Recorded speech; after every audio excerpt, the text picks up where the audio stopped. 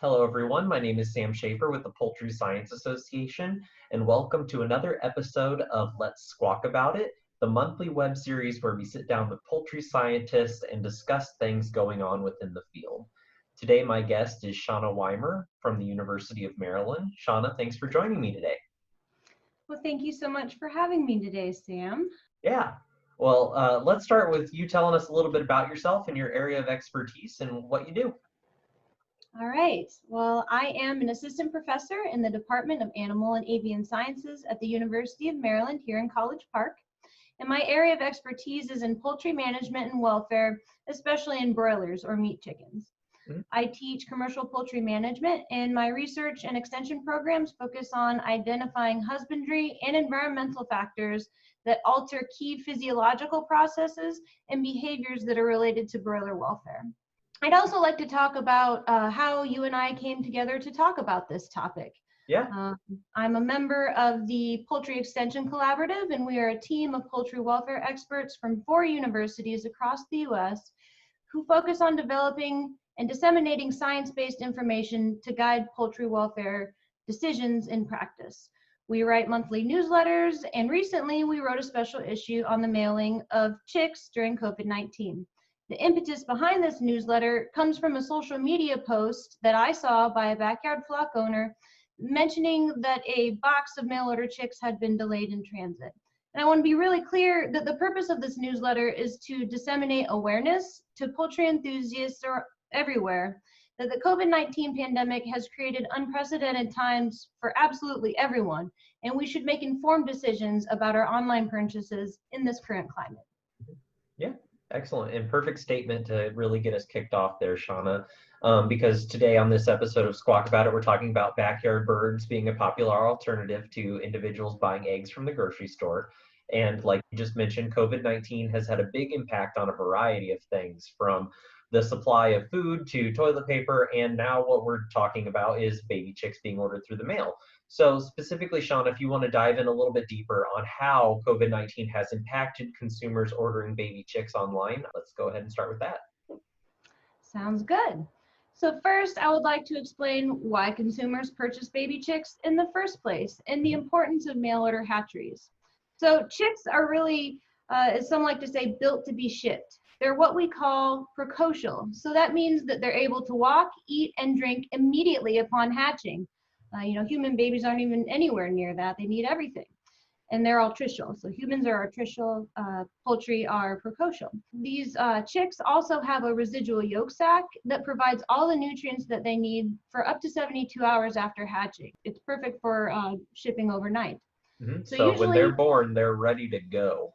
Yes, that's right. So usually chicks are used for exhibitions, so 4-H and FFA, or for people's personal backyard flocks, or small businesses for niche markets like the current farm-to-table trend. Mail order hatcheries have provided a century-old service that has supplied farm stores and backyard flocks, and also they have been pivotal in the preservation of heritage breeds. So the mail order hatcheries have provided people opportunities around the world that they would not have otherwise. Mm-hmm. I agree. And like we had connected last week, Shawna, just to get prepared for this call, I had told you that, ordering mail order birds was something that I grew up doing for 4-H, specifically with waterfowl. So yes, it does provide that service to a variety of different functions. So it is pretty important to consumers. For sure. And the U.S. Postal Service, or USPS, is the only mail service that will ship live poultry. And so by poultry, I'm referring to chicks, ducks, emus, geese, guinea birds, partridges, pheasants, quail, and turkeys. And both adult and day-old poultry can be shipped, but really we're focusing on day-old chicks today. And so when I say day-old, I mean that are less than 24 hours old. And they can be purchased online and either picked up from a hatchery or delivered via USPS. So the online shopping community has seen an unprecedented surge in orders, which has led to an unprecedented surge in the volume of packages that must be delivered. So this so-called panic buying has occurred with chicks. Now, as you mentioned, and I don't really want to go there, but I don't want to compare chicks to toilet paper. No. But the behaviors of consumers are really similar in that area. And so much so that some hatcheries are sold out for the rest of this year. And to go off of what you just mentioned with this increased demand, do you see a reason or a trend behind why there's an increased demand for these backyard chicks? Yes, so there was a huge boom when everyone was very scared, right? March was a very scary time for everyone. And so when businesses started closing down and the government first started mandating facial masks and practicing social distancing, there was a huge toilet paper scare, shortage scare, but there also was a huge food shortage scare. And people were going and panic buying and loading up all of their freezers, and that really disrupted the supply chain. And this has also resulted in a real increase in poultry sales for unprecedented sales for years. But their hatcheries are also experiencing new challenges. I spoke with one recently, and they have very unique challenges. For example, they have a customer in Alaska where their chickens are their only source of eggs because it's hard to source eggs in the local community. Well, if people are panic buying chicks, they're literally altering other people's source of food. So there's, lining up the flights for the chicks to Alaska with the hatch windows. Not every hatchery hatches every day. They usually have a down day. So there's a lot of infrastructure and logistical issues that, a lot of people don't think about with the businesses that help supply them with chicks. Yeah, and you bring up a good point that March was when all of this really started to affect the United States, with all those mandates for mask coverings, for social distancing, for quarantine. And from my experience, when I would order chicks for 4-H projects, March, February was about the time we would order them so that they were feathered out and ready to show later on in that summer. So you've got the individuals that maybe similarly to me that would be ordering chicks around that time anyway, but everyone else is starting to panic buy, which creates a unnaturally or unnormal surge in demand for these baby birds. Yes, and it's hard for both the hatcheries and the USPS to fulfill consumer orders. They're doing the absolute best that they can, but there's the spring is always extra busy for both, and it exploded. The USPS is seeing more package volume than the holiday season at a different time of year. So there's labor force challenges, and also for the hatchery, there's only so much supply. As I had alluded to earlier, there's only so many breeders that can lay so many eggs, and there's only so much incubator space. So, they're doing the best they can with the current climate. And another difficulty that I kind of just thought of is, I mean, when you order a bunch of chicks, first of all, a lot of hatcheries have a minimum requirement for the number of birds that you can order.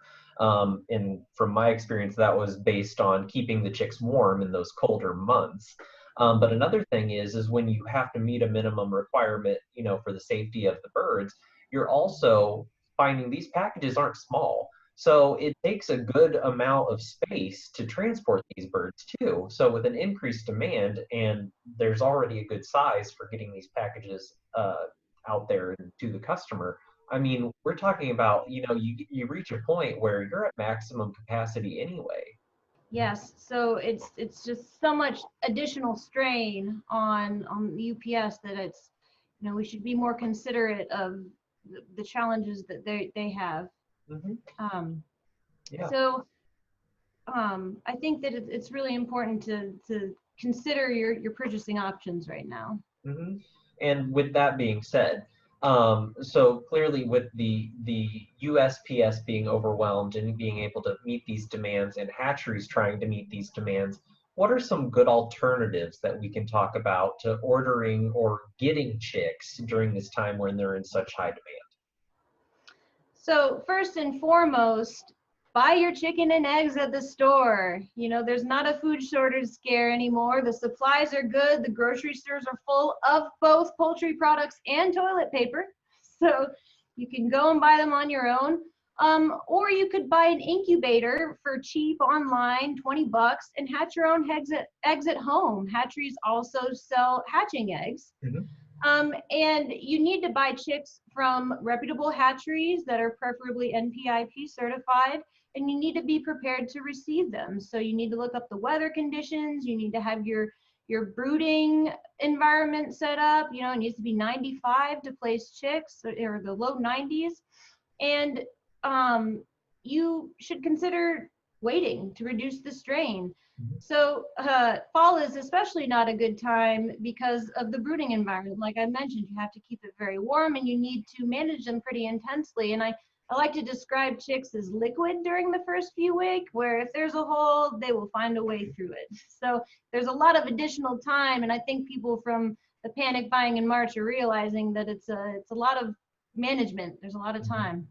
Yeah, and I think you'll agree with me on this statement, Shawna, that we are in no way discouraging people from buying from hatcheries at all. We're just making it aware that there is a big strain on those hatcheries right now and trying to meet this demand, and that there are some alternative ways to get chicks if this is the kind of route that individuals are looking to go to.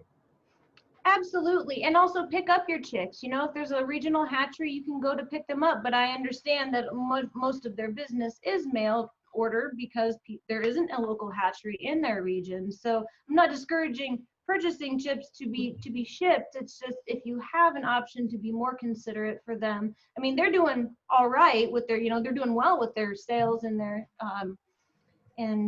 services now, but it's this really the strain of the infrastructure of shipping that really we need to be more considerate of.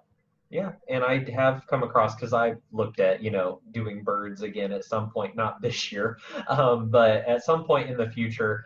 And I have seen that a lot of hatcheries do sell ready to incubate chicks. And, with now, school is an interesting topic too for a lot of students this year. I mean, if you're looking for something to do with your kids at home, that's a unique science-based kind of project. I mean, incubate some eggs at home. That's a great, learning opportunity too.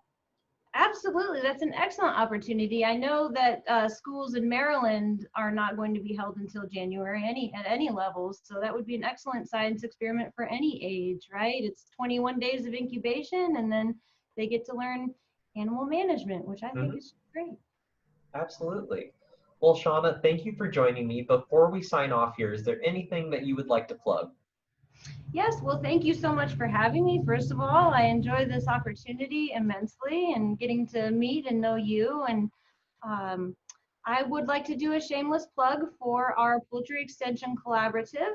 The link to our website will be posted at the bottom of this video. So please, if you are interested in learning more about our group, reading our science-based content in our newsletters, or shooting us a message, we would love to talk to you. Excellent. Well, Shawna, thank you so much for joining me today. Thank you, everybody, for tuning in, and we will see you again next month. Thanks so much, Sam.